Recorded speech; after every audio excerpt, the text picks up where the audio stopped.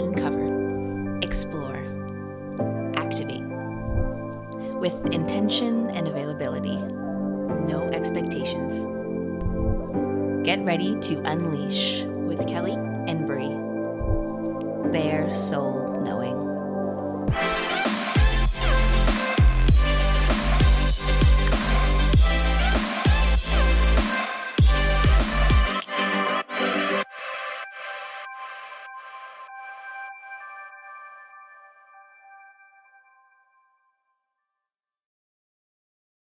Welcome back to another episode of Unleash. I'm Bree. And I'm Kelly. And today we have a very special guest that we're really excited to sit down and chat with. Her name is Anisa Tejpar.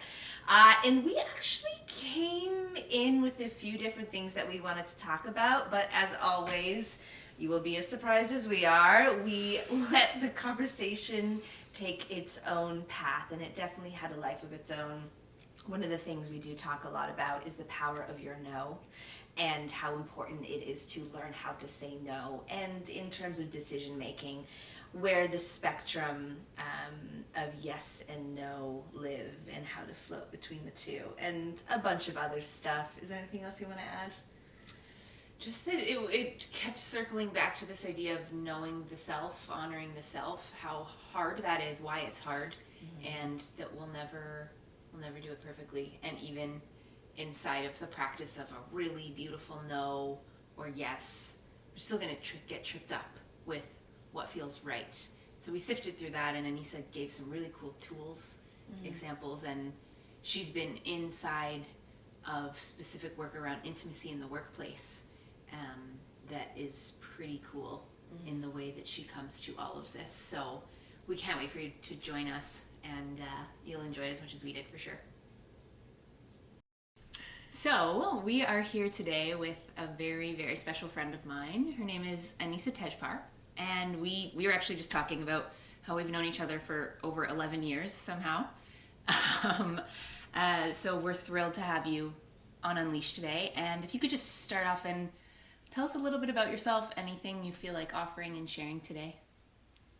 Hi, I'm really glad to be here and proud of you both for launching something so special and so personal and also so global at the same time. So good for you. Kudos. I'm a dancer and a producer of mostly stage works. I'm a choreographer, kind of. I don't say that a lot, but I choreograph things. I have an entertainment firm that does called Hit and Run Dance Productions that does site-specific and content-specific work for live events mostly. We do some film, but not a lot. And I contribute to many other people's storytelling and their works. I rehearsal direct, I support, I administrate, I help, and I try and be a team player. It's an attempt. But basically everything is arts related. And in the past year and a half, I've kind of launched on this new path towards intimacy coordination for stage and film, which is odd to say out loud because it is so strangely niche, but actually totally global, because we all experience intimacy all the time. And we are, in our sector, asked to do it for audiences, which is taking the personal out of the professional, which is always a challenge. And I'm really interested in those dividing lines and where they intersect. And the learning and the experiencing of something totally new at my age is always interesting. And it has shown me a lot about myself, but also a lot about how we work as in our teams, and how we work in our power dynamics, and how we work within our companies and corporate events and film especially, and just how we are all interacting all the time, and how I think that I have walked around on this earth thinking that I could handle it because I have. And doing this work and really investigating the ways in which people act and react and do and don't and all those things has really shown some light that on situations that I hadn't thought about at all before. And maybe I had subconsciously, but now I'm just way more conscious. So it's like a conscious learning, which is super different than the unconscious learning that we do daily. So I'm excited about it, and I'm excited to talk to you both about it too. That's, I mean, just all in there. I was like, yeah. And then it kept going and going. And I was like, oh my God. Yeah. And it feels kind of like a massive undertaking, even in this conversation. It's a can of worms. Yeah. It's a complete can of worms. And once you open it, you're the worm. Like, you're like, what? It's hard to navigate because, and you have to, like, for me, I've had to be systematic. Because that's what I know. I'm a pragmatic person. So I've had to be systematic about what to take on when. Because if you try and take it all on in its entirety as you're having an awakening or an enlightening or even just a learning, you drown quickly. It's overwhelming. Knowing that you've walked around on the earth for as long as you have without actually thinking about it. Ooh. I mean, as soon as you start talking about that, all of these old experiences, images, things that have happened to me, then I'm like, yeah, that was totally normal. I was like, wait a second, actually, no, that wasn't. That was very inappropriate. And it, like you said, I can handle it. I can deal with it. It's fine. And that's the way that we've all, especially in performing arts, but also a lot of women and men and everything have been. Everyone. Conditioned. It's socially conditioned to be strong. And to be brave, and we use this word brave all the time. I have grown to hate the word brave. What does brave mean? Right. Right, what does brave mean? What does brave mean? Fighting a lion? Is brave fighting a lion? Is brave doing what other people want you to do? Or is brave standing up for yourself? Or is brave consciously thinking about the choices that you're making with all of the information that is in front of you? And is brave apologizing when you make a mistake? Is brave apologizing to yourself? Consciously knowing, I didn't nail that. Right. For me. As we learn and we do step into these more conscious spaces with such intense, overwhelming pieces of ourselves, then we really have to reckon with the times we've made mistakes. Mm-hmm. And it's not cute. And it can be super, super painful. To know more does not mean that you're going to feel better or more free. In fact, you may feel smaller and super shameful. And then to acknowledge and then work through that. Well, the good part is that, like, I'm under the assumption, which I think many people are, and I don't hate this assumption, but that most people are good. Yeah. And most people try their best. Yeah. And when you know better, you do better. I was just thinking about that quote. Yeah. Better is better. Better is better. And when you know better, you do better. It's true. So you can't be hard on yourself or hate yourself for the things that you did when you didn't know. You didn't know. And it's the moments that we do know and we choose the other path that are the moments that are harder to reconcile with yourself and with those that you love around you. Right? And then seeing those colors in them is also disappointing and hard. But part of it, and when you said normal, Bree, it struck with me because there is no normal. I think that we are walking around with this, and I'm so guilty. I have a daughter. It's a mirror. I watch it. I watch myself say things. I hear myself. I watch her say things and hear her. Normal is a figment of our imagination. It doesn't exist. There's no normal. It is what it is. It is what it is today, and it will be what it is tomorrow, and it was what it was yesterday.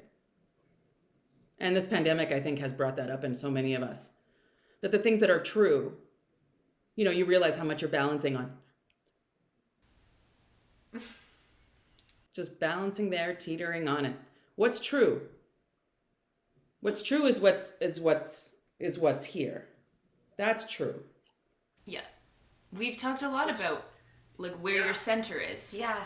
And how easy it is to be pulled off. Pulled off. Yeah, we're so impressionable. We're so susceptible. What do we want? We want to survive, which means acceptance, which is old patterning from our primitive selves, from our primitive brain. It's like, just love me, see me, accept me. Doesn't matter what I'm sacrificing, especially if it's just me. Well, I can sacrifice just me. It's just little old me. Mm-hmm. Until you're really, where you at? Well, that's the thing, is that we start to lose the actual goals that we have with our lives. Because you give this away, and then you give that away, and then you give that away, and then you give that away. And you're okay with it to a point, and then you're not. And the ideal thing is to not get to that place, right? There are always compromises. There's always going to be acceptance. There are things in life that we can't explain: death, tragedy, a pandemic, things that we cannot explain, things that we can explain, but we can't reconcile. And in those moments, sure, acceptance is a way to save our hearts from further break. And we need to do that. I'm a fan of acceptance. I'm just not a fan of constant acceptance. You can't constantly just be accepting crap. It doesn't make any sense, actually. Like, if you think about it in black and white, it's dumb for you and them, because then they don't know. Yeah. Right. They don't know. Right. I've been working on this thing. I invite you to work on it. So I invite you to work on it. When you do something wrong, or when you say something wrong, or when someone corrects you, even on like a fact, instead of saying sorry, as Canadians we nicely do, say thank you. They've taught you something. So instead of being like you tripped someone, oh, that's not a good moment to use thank you. That's sorry. I tricked you. I was like, well, where are we going with this? Okay, all right. That is not a good moment. But if you say, 36% of, tigers, let's go back to tigers, do this. Someone would be like, actually, it's 40%. Thank you. Thank you. I'm going to take your word for it. Thank you for the correction, for the adjustment. And in those moments, and I think even broader, than just a statistic or something dumb like that, but I think even broader, when we assume things about other people or misgender them or all those things that happen, that are going to happen. Truth, they're going to happen. It's not always warranting of an apology or of a full sorry. When it is. Otherwise, it's thank you. Thank you for the information. Thank you for helping me. Thank you for bringing me along on your journey. Thank you. And then it doesn't make people right or wrong. It's like, we're in this together, and like, yes, let's learn and let's share and celebrate, and it's more inclusive as opposed to one against the other. Like, there's less polarization in that. Right. And the thing is that we are conditioned to feel wrong. Yeah. To not have like that sense of self, like that courage, that confidence. Confidence is the word I'm looking for.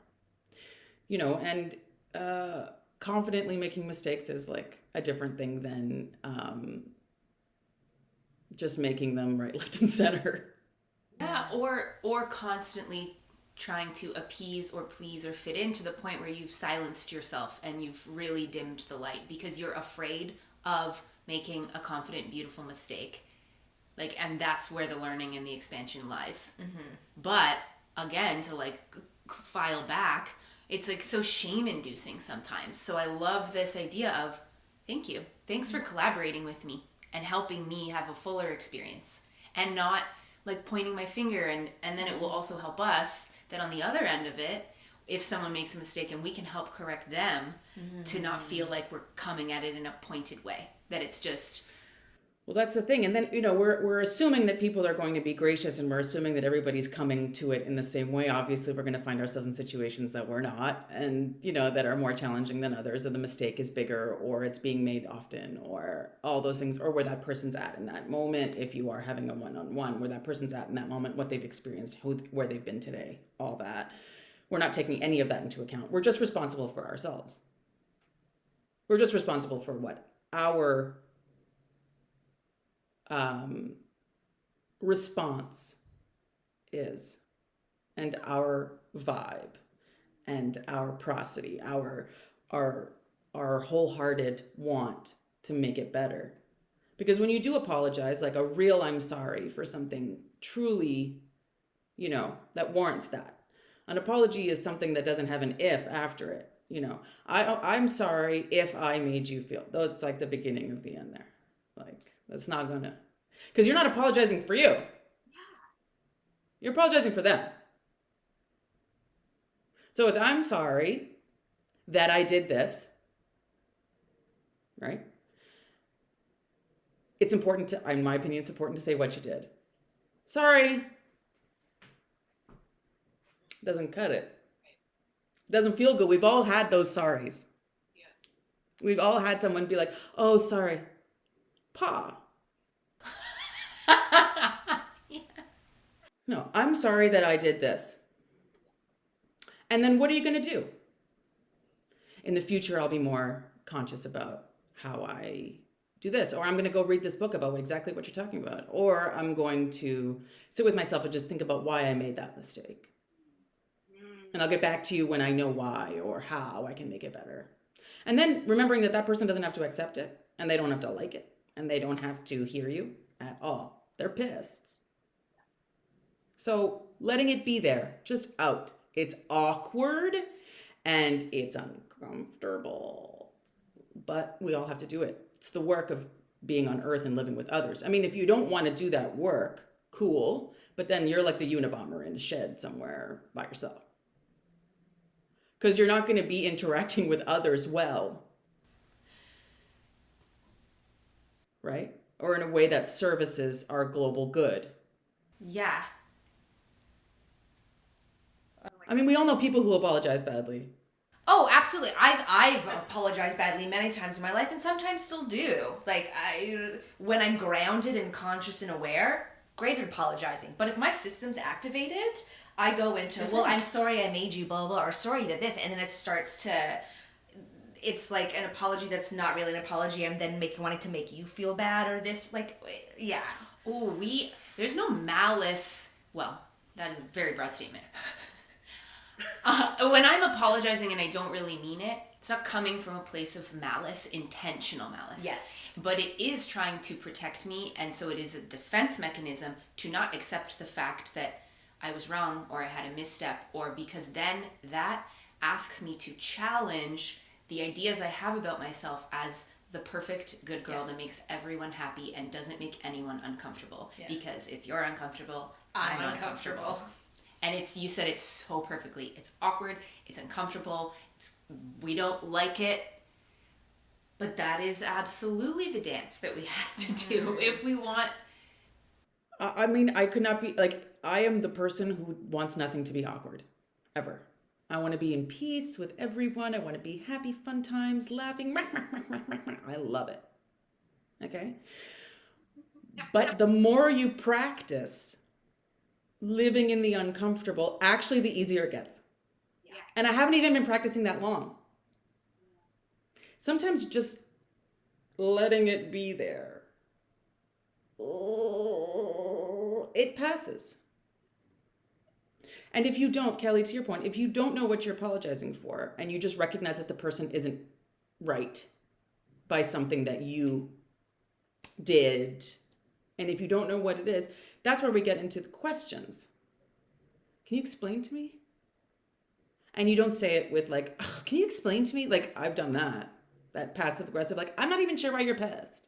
We've all done that. But just the offering of when you're ready, can you just explain it to me? Because I'm not totally grasping why. And I feel like if I did, I would see your point of view. It's interesting. I find I've been in good practice doing that with my partner, and in that like close, intimate relationship, that's become the norm. But then as soon as you take it outside to friends or family or colleagues, like that even to me like feels sticky and icky. Because I'm also, it's been a pandemic, so like when do we see all of these people? Not a lot, so we don't have that practice. But yeah, it is fascinating thinking about doing that in every relationship, not just your absolute closest intimate ones. Mm. But yeah, you're right, Bree. Like, it's so much easier to do it with your intimate peeps. But then I think about like a work situation, for example, where like you said or did or whatever, and that person is obviously not right. They're and they're not saying it, you're not saying it. There is a check-in period. It's maybe not now because we're still going. Rehearsal is happening, work is happening. Clock it, check in later. Right? Because the last thing we want, we all talk about it all the time, is like workplace joy. We want that. We all want it. I can't actually think of anyone in my life who doesn't want to be happy at work. Right? It's like we all want that. We all want safety in our workplaces. And but by that I mean obviously physical safety, but I mean also like feeling free enough to speak your mind, feeling free enough to be heard, feeling free enough to support your colleagues and all of that stuff. So if you have things dangling that are negative, they're just going to pollute the space. Right? And before you know it, that small little thing turns into, half an hour later, another thing that half an hour later turns into another thing. And then before you know it, you're in a full-blown fight with somebody and you don't even know why, because you didn't apologize for the first thing. Right. And you didn't like re-check in, re-level the playing field a bit. Right. Like a neutralization or a sorbet. Yeah. Well, we were actually having this conversation earlier today about a timeline of people's processing. And that it is so true that to call it out right in the moment, especially in a workspace, especially in an arts workspace, there's a lot of sensitivity. We are there to feed off of how sensitive and heightened emotionally we are. So to like maybe not bring it up right in that moment, because everyone has a different timeline. So it's just learning how to discern and feel into that is part of the art of the intimacy practice in itself. Like, I'm like, I don't even. But it's also like more than that. It's also like often in our workspaces, we're working as a group. It's not, there's not like one-on-one meetings like in other workspaces. We're working like 10 people in a room. Well, not lately, but like we're in a studio with X people. So to be like, I'm sorry that it's not the moment. It's not the moment, right? So you can make eye contact with that person, give them your, sorry, and then check in about it. Do you want to talk about what happened? I'm so sorry. I really didn't mean to step on your toes there. Whatever. It just... Right. Because in the end, we're all looking for just a bit of like joy and peace. Yeah.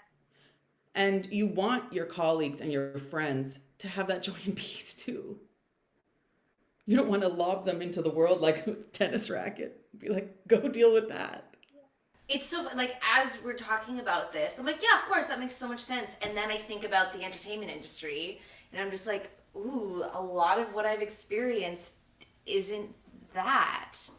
And there's this mythos around, like, the dark, stormy, difficult creatives, and how that's an archetype within the industry. And so again, there is this kind of this blind acceptance of, oh well, they're just this cranky choreographer or this overpowering director, and so I think exactly what you're talking about, this joint piece that we all do want. It's like, so how do you bridge the gap? And the way these offerings that you are giving are beautiful ways in theory, and then it's like, okay, so how do we feel the safety and find the space to like put that into practice in some of these potentially volatile situations?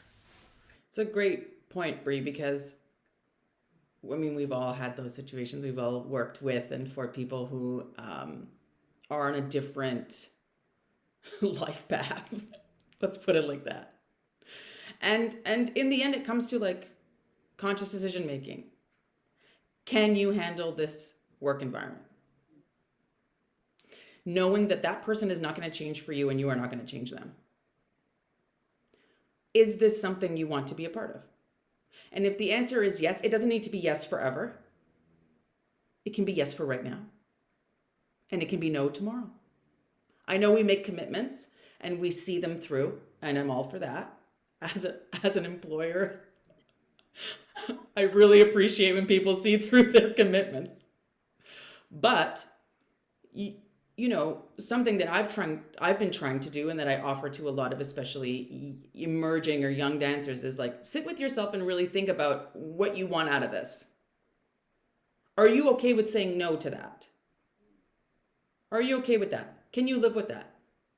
Can you live with saying yes to it? Knowing what that is. Now, sometimes we don't know what it is. We enter into a space and we're like, what? Those are harsh moments, and we need to navigate them minute to minute and do our best to either get out or stay and find a friend in the group, the work that you love, your breaks, your after work, sit alone and read time, things that will center you again. But in the end, it's your decision. Can you handle a director that is like, loses their patience often? Some people can. Some people thrive in that situation. Some people don't. Some people want something else.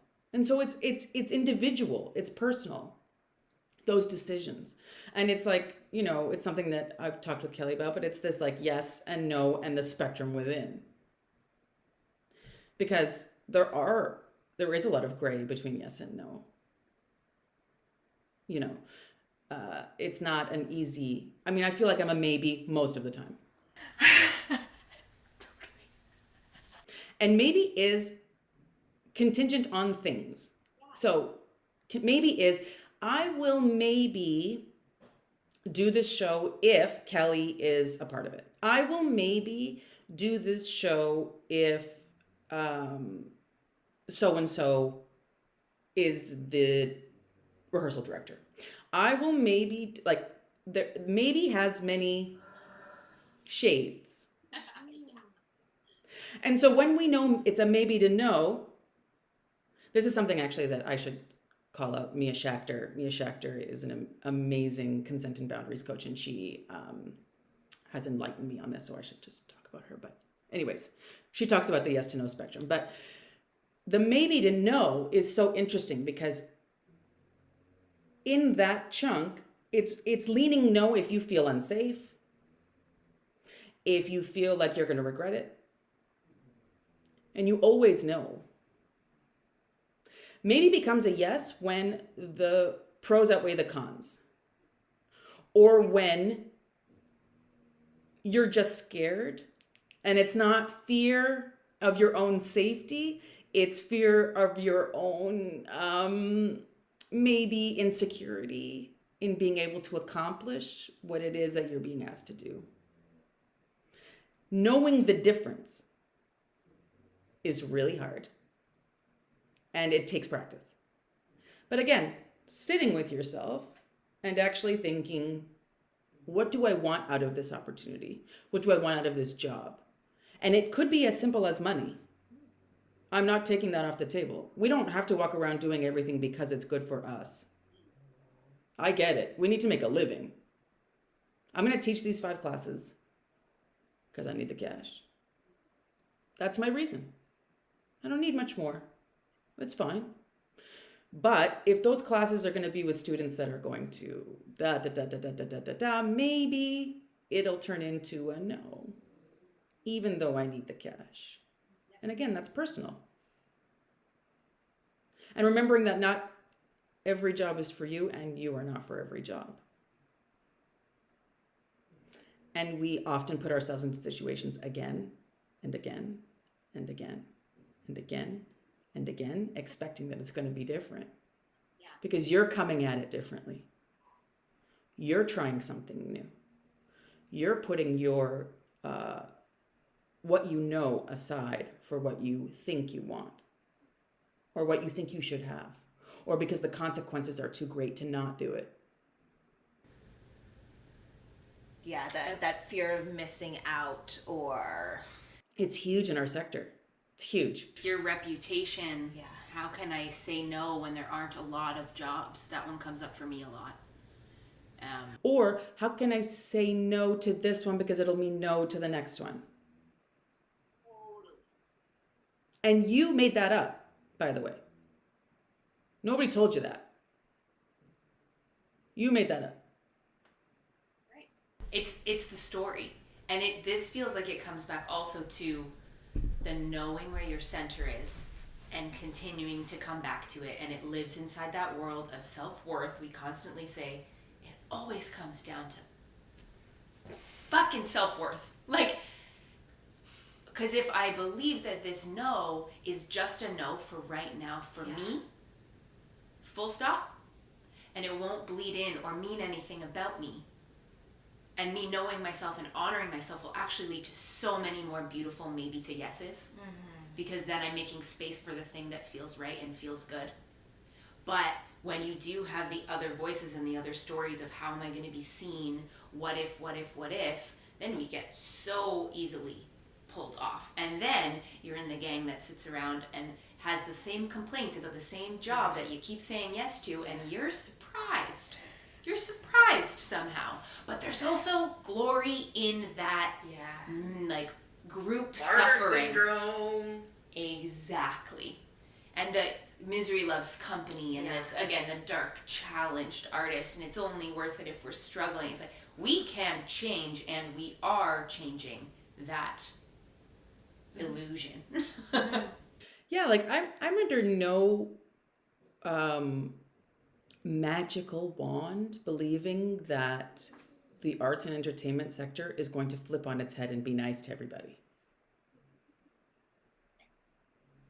It's just not the industry we're in. And it's going to take want for that to change. And the want right now isn't moving very quickly. It's moving incrementally. But that doesn't mean that we can't do our own thing. That doesn't mean that we are like chained to it, racing down Yonge Street, dragged along the back. Like that's not what it means. You know, what it means is that, all right, there it is. I know what it is. I know how it's going to be. What do I do with that information? What am I selecting? Yeah, not giving our power away. Like, and this happens in partnership all the time for me also, is like, this is happening to me and I have no control over what, and really we don't have control. And if this pandemic has taught us anything, it is certainly that. And all our beautiful, silly human brains want is to predict and control. And then we get into the victim space of, it's happening to me and this person's treating me this way. It's like you're giving away all of your autonomy, all of your accountability. It's like we can just come back and remember our strength and our bravery, even when that means maybe the super uncomfortable thing or the less normative thing.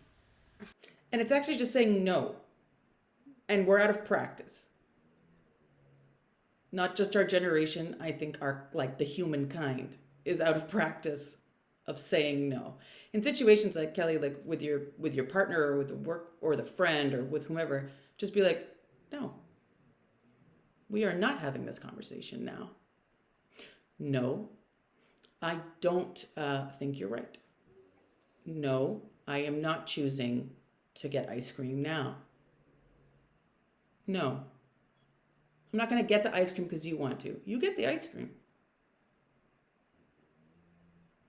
I'll go when I want to. No to now. And again, the practice of the no isn't no like, no forever. It's no now. It's always in a, like, it's reversible. No is reversible. Yes is reversible. It has no timeline. And this is something that I talk about with assumptions that we make about the other person, how they're going to react. We have already played that out. If I say this If I say this, they will react like this. And some of those things we do know because we've watched it happen many times. And it becomes almost like a self-fulfilling prophecy also. Once you've created that in your mind, it will happen because you've set everything up perfectly for it to exist outside of your brain. But it doesn't mean we shouldn't still practice it. And the no without the caveat, or the no without the explanation. Yeah. That one, whew, ha, ha. We've had this conversation before about if you need to respond to an email with just a no. Yeah, maybe you can speak to There is someone who I've worked with for many years who I adore. I adore them. I think they are a spectacular person. I adore them as a person and as a performer. And with Hit and Run, I've often offered them work, and sometimes I will get emails back that say, no, I can't do this one. Yeah. Yeah. And I'm using the practice of writing back, thank you for letting me know that you can't be a part of this one. And it has not stopped me from asking them again. Yeah. It hasn't, as an employer. What it has done is shown me that they don't owe me a reason. They don't owe me a reason why. It could be a variety of 1 million reasons. And I'm not even going to waste my time trying to think what they could be. It doesn't matter. They don't hate me. They're not mad at me. They don't think that my work is crap. They're just not going to take part in this one. So clear. Great practice. It's beautiful. I'm still struggling with that one. I still, when someone says, can you meet on Thursday? Actually, I can't because I have this and I'm actually going to. Why? They also don't care about they don't care about all the stupid things I have to do that day. They don't care. Why am I making it like I'm apologizing and explaining why I just can't do this one thing?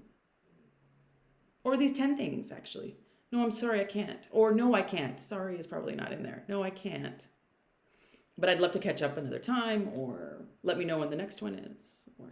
Well, and that's a beautiful practice too, because it starts to give other people the permission to do the same. So the more that we all do it, the more people go, oh, hold on a second, that's an option. I'm going to try that next time. And that will just become a regular part of the vernacular and the interactions. Oh, it's so true. Especially, and in COVID, I found myself doing that practice pretty organically. You're typing out the message, you're trying to think of the excuse. When there's no excuse, you're exhausted, it's a pandemic. Yeah. We've like, yeah. I don't want to. Yeah, and you don't need to give it. So I'm like, delete. I'm so sorry, I can't. Well, there's the sorry, yeah. But that baby steps. But not giving like the paragraph to create bells and whistles to distract from the fact that I'm uncomfortable saying no. Right. It's you. In the end, you're doing it. You're making it uncomfortable. For you. Totally. Again, the big story, the drama we make around. And then you spend the 45 seconds being like, delete. Should I say this? You're just spiraling in uncomfortable. When you could just easily be like, I can't take part in this one. Hugs, Kelly. There's a new emoji that's a heart on fire. We talk a lot about like what it feels like to have your body on fire. I would just be like, no, heart on fire. Like, this is where I'm at with my no, but I love ya and I'm on fire. No, yeah, like what is it? A picture is 1,000 words. The emoji is now taking that spot.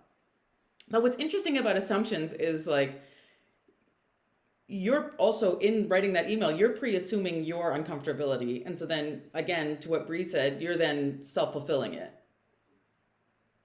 And it's just a waste of a bunch of time and a bunch of like sweat. Like, you could have just drank a glass of water and been better. Do you know what I mean? Like, now you lost a glass of water and now you need to like rehydrate. Yeah. For no reason, one that you just created. We create the storm. Mm-hmm. I read a Glennon Doyle tweet, and she said, I thought my life was over. I did 12 minutes of yoga and drank a glass of water. Yeah. I'm a lot better. Like, little things first. Or something, like, when you're in that moment of, I need to write a 3-page essay to this person so I can say no and hold a boundary, but I'm not even sure what my boundary is. 12 minutes of yoga and a glass of water. Yeah. Come back. Well, this is the thing. That's why I go back to, like, now that we're not as employed as we once were, and now that we have some value in the time that we spend in the outdoors and with the people that we truly love, let's take this time to, like, sit with ourselves and really think about what we want out of our work environments and what we want out of situations. And I sometimes start to think about, like, specificity. Like, would I do a show again where I'm not wearing a shirt? And knowing those reasons. Would I do a show where the cast has no one from the Golden Majority? Would I do a show that is a 6-month contract? Like, just asking yourself those questions. So that then when those opportunities come, you put some thought into it already. You got them kind of in the can. And knowing that those answers can change, but knowing that you've put some thought into it. Instead of just being like, yes, yes, yes to all. And then we find ourselves where we all were, which is on the treadmill, enjoying nothing. Not able to look back at anything that we've done with any kind of pride, because you haven't even looked back. You're in one direction only. You know, after you finish a show and we all have, like, the blues or whatever, and they're, like, so weirdly enjoyable.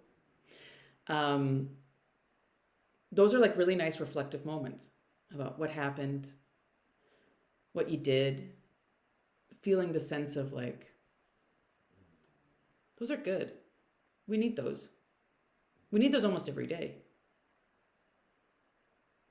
To kind of scroll back, like you do in an email chain. What did we say? Oh, right. Oh, yeah. Okay, I'm back. What did you do? How was that? How did that go? What do you want to do differently? And it takes, like, it's a sit on the toilet instead of having your phone in your hand. Yeah, space for reflection. Yeah. It's a shower moment. It doesn't take much. And it's just the conscious living, not letting it all just race with you. And it is going to be a race. I can't wait to be busy again. I can't wait to have 6 events a week. I cannot wait. But I am very excited about how consciously I'm going to be experiencing them. And how that will grow as I keep going. And then I'm not going to make assumptions about how it's going to be before it even happens.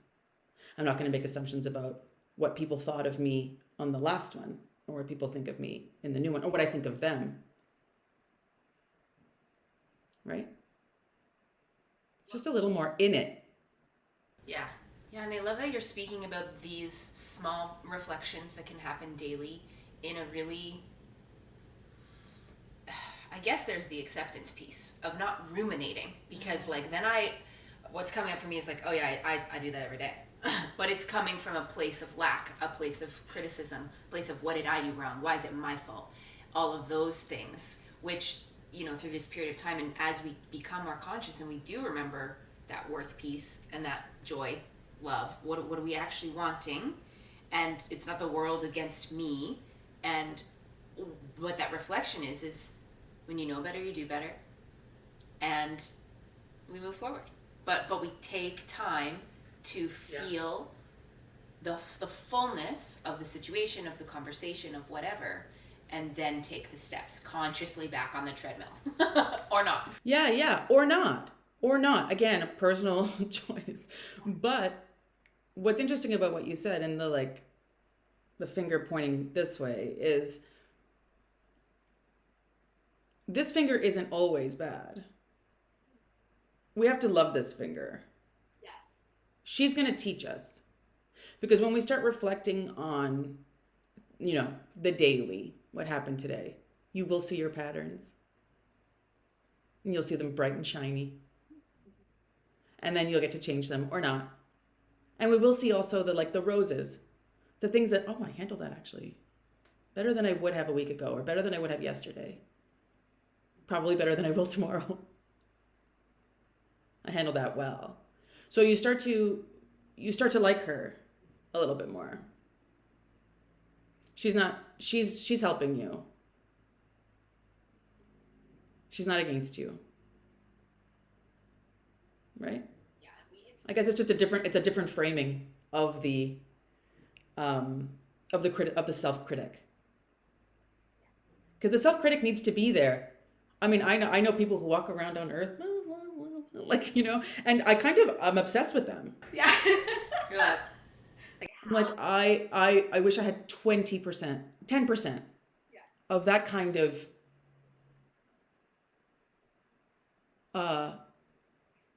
existence without consequence. I feel like I am in everything has a consequence. If I don't make dinner now, then if I don't drink this water now, I'm not gonna have a chance again. If I don't use the bathroom now, I'm not gonna be able to for an hour, and then it's playing in my head for the whole hour, and I just made that happen. I'm glad we're like triplets. Yes. Yeah. So instead of hating her, listening to her, but being kind. Because she's kind. I mean her. Yeah. My mind is blown a little bit right now because, you and I both, and a lot of people I think in this industry have extremely harsh self-critics. But there is an opposite to everything. So where there is that intensity and that harshness, there is also the opportunity for beauty, love, acceptance, joy. So I have never thought about this way of wow, you're doing great, and let's celebrate, and this is bad. This is always negative. You should have done better. You're not doing enough, et cetera, et cetera. But what a beautiful reframe is that. That's a beautiful thing to have, and it's gonna help us become better, more well-rounded human beings. And there is also that joyous side of that finger reflecting the mirror back to the wonderful things about each of us. I mean, it's one of the joys, I think, of having children. Not to make it about being a mom. But everything circles back to that for me. I can't help it. It's in my face. It's really in my face. But one of the joys of being a mother, and it's not for everybody, and I am very conscious and aware of that, is that she's like, my daughter, is like a living representation of the things that I've taught her. And she has a lot of my genetics. So some of her natural leans are in the same direction as mine. So reframing them for her means then reframing for me.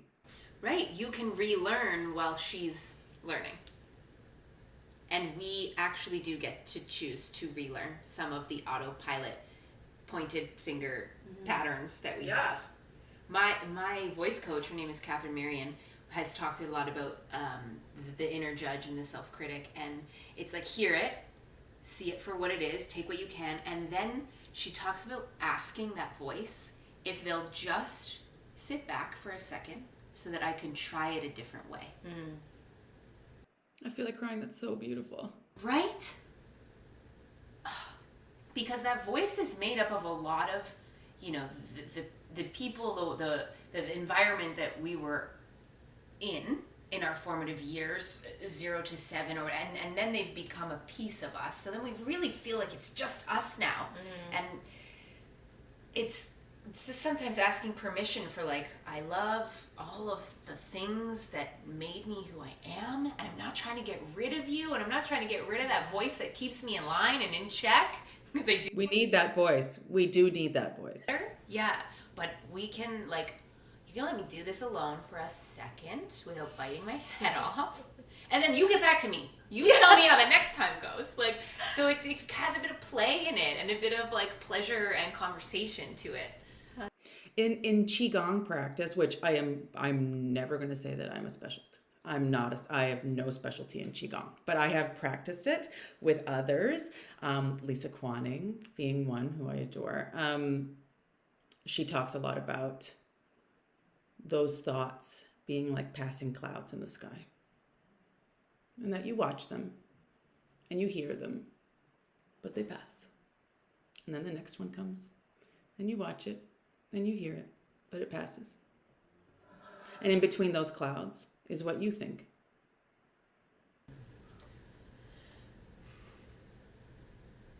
Mm-hmm. Let's just sit with that one.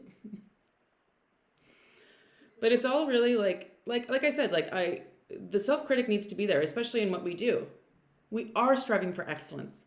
We are trying to be great artists. We are trying to push ourselves to think outside the box and to also challenge our sense of the norm, of the new, of the old. And we are always asking ourselves hard questions, and we're asking our friends and colleagues hard questions.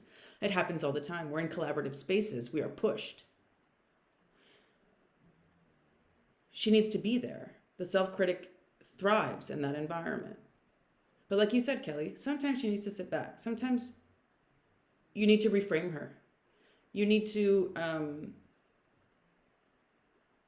not invite her just to offer the bad. Yeah, and I think that's a really cool piece that certainly I can take back into the studio and back into processes. And because what's coming up for me now is like, holy, like I really do feel like a lot of things are dropping in and integrated in a new way, and I'm excited to go use these new tools, skill sets, ideas. But then there's another piece of me going, you can't do it. You're not gonna do it. But it's practice. Yeah, which is exactly what you're talking It's about. practice. Yeah. It's practice. We are not going to get all this right. Ever. So we can also be not a perfectionist about this. You are not going to do it right. I'm going to tell you, and I'm your friend, you are not going to do this right. Totally. Yeah. That's part of it. It's accepting that too. It's understanding that too. Oh. It's loving that part of you too. And perfectionism, like I'm a perfectionist light, like Coca Light. Like I feel like I'm a perfectionist light. I'm on the diet side of perfectionism. And the reason I say that is because sometimes I don't have enough space for it. And it comes from responsibilities in my personal life. It comes from responsibilities to people around me, the amounts of balls I'm usually juggling. The perfectionism ends up being something that I don't grab too tightly, but that's me personally. Other people in those situations would grab onto it even tighter. So again, gradients and variations of all certain things. But what I will say about my own perfectionism is that when I think back to my career, especially as a performer, for example, and I think back to like my most memorable, either in studio or on stage moments, it was the flaw that made it memorable. It wasn't the fact that I executed in the way that I had planned. Perfectionism is boring, ultimately. And I know we all know performers who are incredible technicians, kind people. They get out there and they do it, and you're wowed every time. But are you rocked? Maybe not. Maybe yes. But what made them rock you is not that they were perfect. It's not that they executed perfectly. It's not that they were perfect every single second of every single day. It's the flaw that we enjoy, actually. When you watch an actor or like a performer, like we talk about people with scars, people with interesting physical attributes, wacky hair, all those things. It is the parts about them that are not, what we expect, that makes them special, that makes them shine, United in our flaws. Like, to be perfect means you'll be very lonely because no one is. So it's amazing that we strive for this thing that is an illusion. It's completely illusory. It's actually like two-dimensional. And that's the issue with social media, with that I'm so conscious of all the time, and I use the platforms. I'll just say that. I use them. I have taken a selfie, 100. I've done it. But they project a two-dimensional version of you and of the people around you, and one that we buy hook, line, and sinker. We buy it every time. Every time. Oh my God, they're on the best vacation ever. Yeah. No, they're not. They fought yesterday. No, they're not. They ate alone. Yeah. Or, oh my God, they're on another job, they're on another show, they're doing this, or blah, blah, blah. It's like, no, that was I was going to say, Bree, that's a picture from 3 months ago.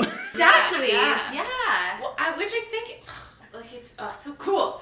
Because this is the whole thing about having conversations through the platform of UnLeash, is to, like, show the messiness. Is for us to just dare ourselves to be unprepared and unorganized, and for the three of us to have this conversation today and be like, could be wacky.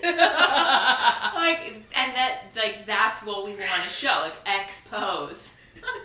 But then I, so part of me is like, we need to edit half of this shit out. But I also don't want to be a perfectionist about this. Yes, and this is totally the practice. It is what it is. And barring bleeding from the face, we keep shooting. As long as everyone's safe. Yeah. Oh, it's so true. No, but it's all like part of the same thing. So this is the great part about it, is that in the work that I've been trying to do, actually, successfully, unsuccessfully, different in all moments, you take on different tasks, and you go, today I'm going to say no once. And you do it. It was maybe a weird moment to say it. You should shower. Nope. No, not so successful. You try again tomorrow until you feel like it's going. You try something new. And then you realize that every little step you take is a broadening of perspective. And that all these things that we've talked about and more, the can of worms, becomes one thing. It becomes a singular thing. Instead of the 55 million things that you're trying to do and you're trying to implement and you're trying to see and you're trying to be conscious about and you're trying to engage love into your life and you're trying to be more conscious of how you're living and you're trying to do that good. In the end, it becomes about one thing. And it just becomes about being at peace with your decisions and being at peace with the way you are walking through the earth relating to others. Because if you can look yourself in the mirror with those things, not with perfection, but with like, I'm trying. I'm attempting these things.